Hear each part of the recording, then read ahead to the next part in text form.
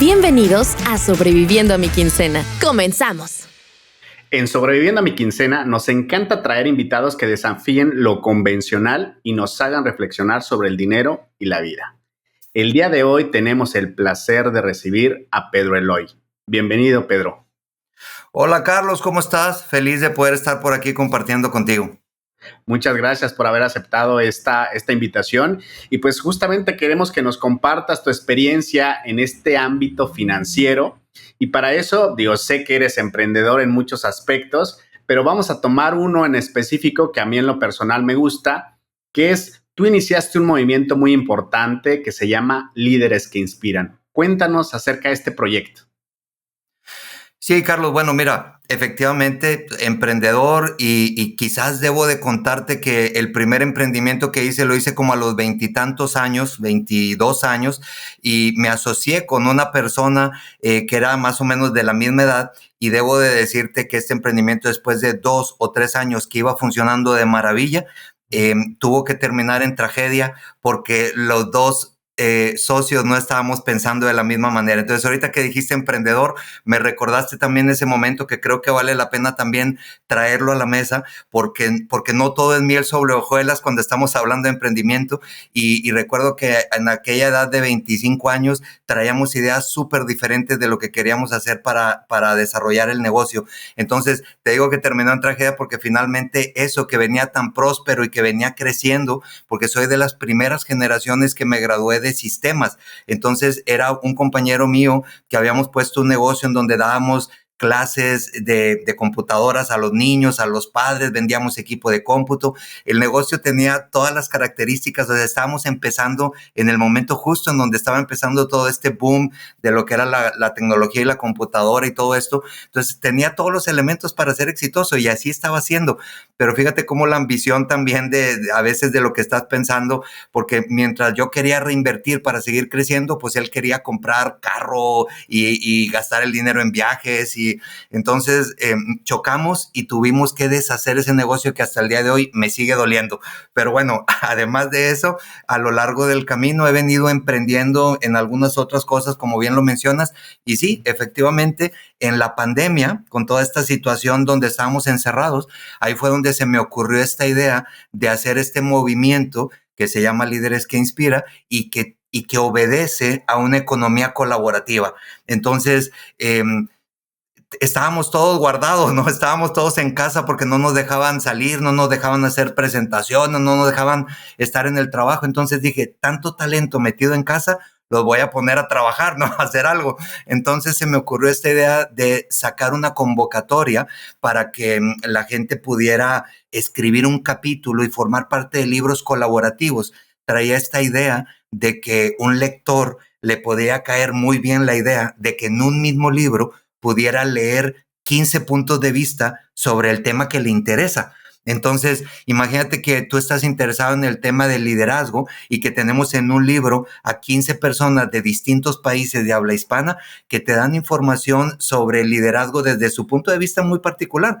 Tú tendrás la opción de elegir con quiénes te identifican más y qué puedes agarrar de unos, de otros, o con quién de plano no te identificas en su forma de pensar. Entonces, con todo esto en la mente, pues me aventé a hacer una convocatoria y decir, hagamos un libro, 2 libros, con la idea de pues entretenernos mientras estábamos ahí encerrados en casa, que era quizás ya el final de la pandemia, porque cuando vi que había durado un año y tantito, dije, hay que hacer algo, ¿no? Entonces estábamos casi saliendo ya de la pandemia, la gente empezó a escribir. Tuve la suerte de que en esta convocatoria mucha gente contestó y levantó la mano. Hicimos una selección. Entre los seleccionados estás tú, porque tú formas parte de esa primera edición de Líderes que Inspira, que al día de hoy ya llevamos 21 libros. Imagínate cómo ha venido evolucionando esto y cómo ha crecido de manera súper, súper acelerada.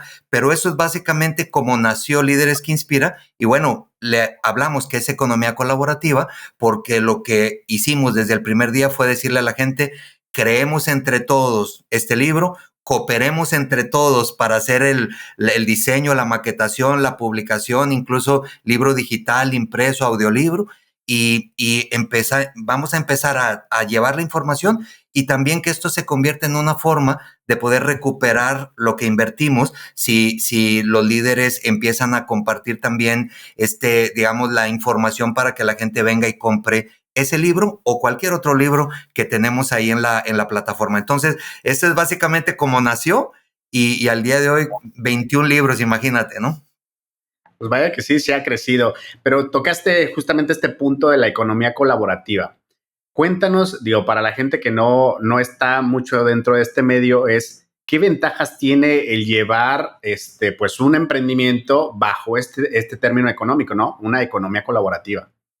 Bien, bueno, primero debo de reconocer que este emprendimiento no lo vi nunca como un negocio. O sea, el emprendimiento lo vi como un legado de vida y como una oportunidad de juntar talento y de darle voz a mucha gente que tenemos en Hispanoamérica. Tenemos a muchos hispanoparlantes que son muy buenos en lo que hacen y que quizás no tenían el medio de cómo poder llevar la información. Entonces, hacer los libros era una primer gran excusa para juntar talento y que después de ahí el mismo talento empezara a hacer sinergia y empezar a sacar otros proyectos y que nosotros mismos como movimiento pensáramos en otras oportunidades para darles proyección a los líderes y para seguir llevando información de valor. Entonces nunca lo vi como un negocio en donde de aquí voy a hacer, porque yo ya tenía negocios emprendidos que me generaban el dinero, que me permitía vivir. Entonces esto lo vi más como un proyecto de vida, como dejar un legado.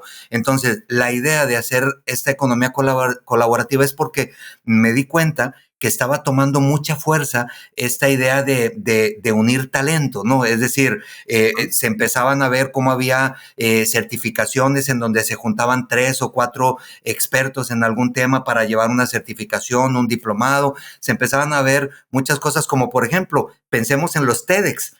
O sea, si lo piensas bien, en un TEDx es juntar a 15, 18 personas que puedan compartir información en un mismo momento a una audiencia. Entonces, ya se estaba viendo mucho esto de economía colaborativa.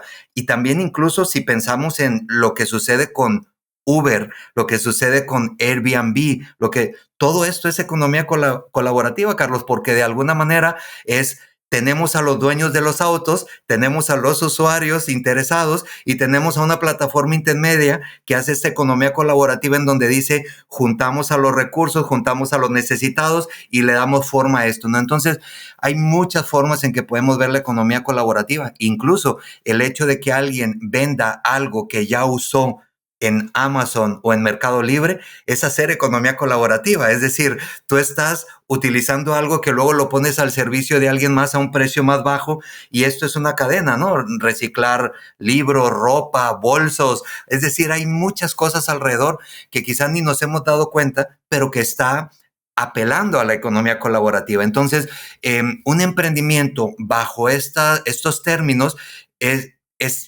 complejo, porque es involucrar a todos como un pequeño dueño de la opinión, ¿no? ¿Estás de acuerdo? Es decir, imagínate al día de hoy, tenemos más de 300 líderes de 19 países que se sumaron y que tuvimos que dejar las reglas muy claras del juego. Hay una organización que es...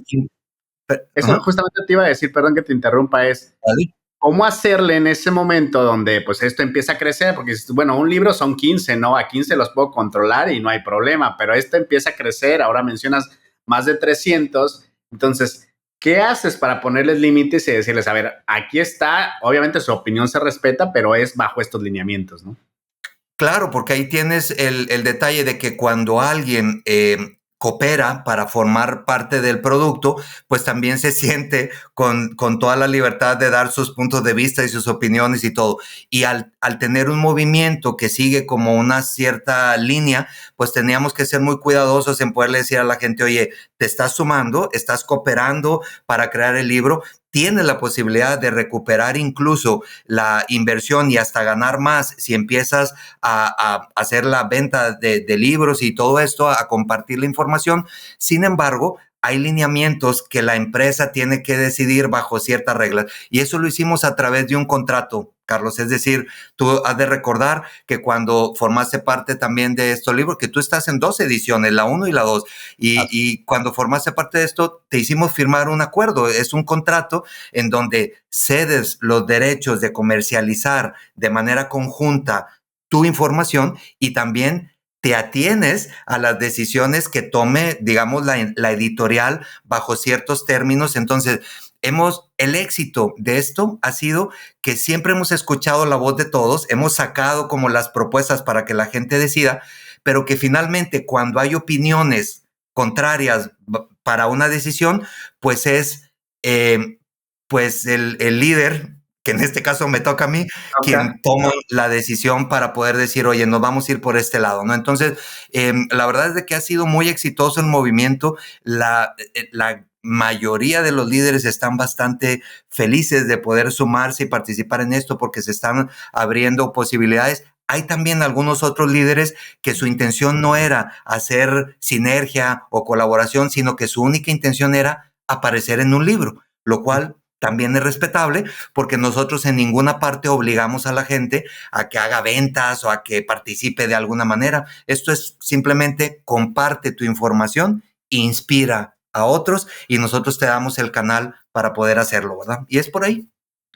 ¿Y tú crees que esta parte de la economía a escala, digo, ya vimos varios ejemplos de plataformas que obviamente vinieron a hacer cambios dentro de sus diferentes nichos?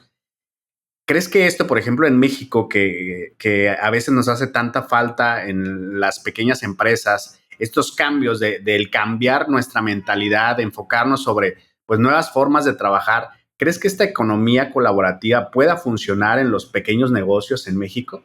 Digo, hoy en día muchos de ellos obviamente utilizan las plataformas como redes sociales para sus ventas, que de alguna manera es esto, ¿no? Las redes sociales es la plataforma y ellos ahí se cuelgan para vender. Pero realmente Correcto. dentro del propio mercado, digamos, de no sé, como lo conocemos en México, el mercadito propiamente de la localidad, ¿no? Se da de esa manera. ¿Crees que este modelo se pudiera aplicar? Digo, lo hacemos de forma empírica, pero no sabemos realmente su funcionamiento.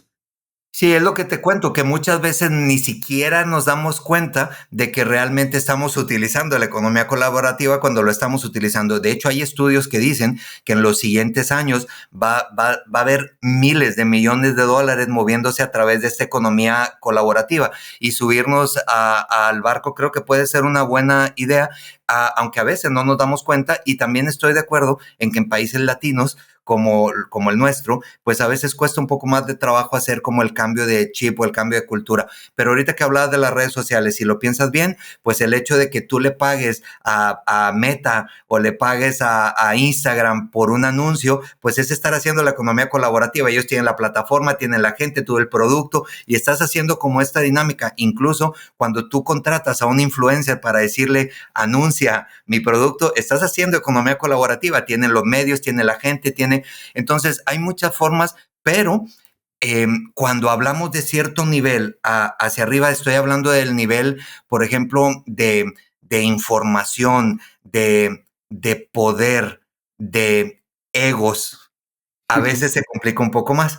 Te imaginarás que cuando invitas a 15 personas que son buenos en un tema a escribir sobre un tema, pues lo primero que puede venir a la mente es, voy a estar con mis competidores ahí, ¿verdad? Es decir, y yo voy a acercarle a mi base de datos a los otros competidores que también los van a conocer y todo. Entonces, muchas veces los egos juegan un poco en contra cuando no te das cuenta que el hecho de sumar talentos siempre es mucho más enriquecedor, porque es posible que tu gente va a conocer a los otros 14, pero también la gente de los otros 14 te va a conocer a ti. Y finalmente la gente decide por quien tiene información de valor o información que le hace más sentido a las personas, ¿no? Entonces, creo que nuestros mercados va a ir funcionando de poco en poco, pero va a ir funcionando. Yo estoy viendo ya cada vez más, incluso pequeños negocios que están haciendo esta sinergia o esta economía colaborativa diciendo,